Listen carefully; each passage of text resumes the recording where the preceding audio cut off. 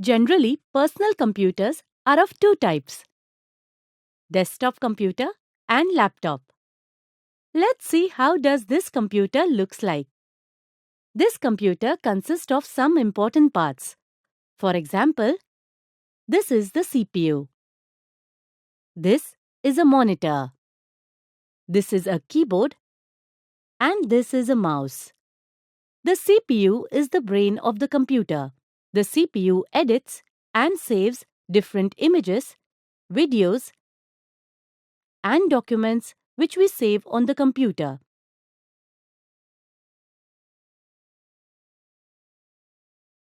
So where do we get to see this edited data? Of course, on this monitor. When we want to type something or insert numbers, this keyboard helps us to do so. And mouse helps us to access and open files on a computer.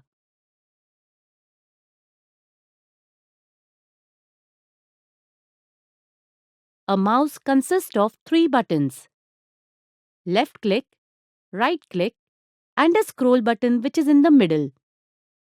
We will again see the brief on the above.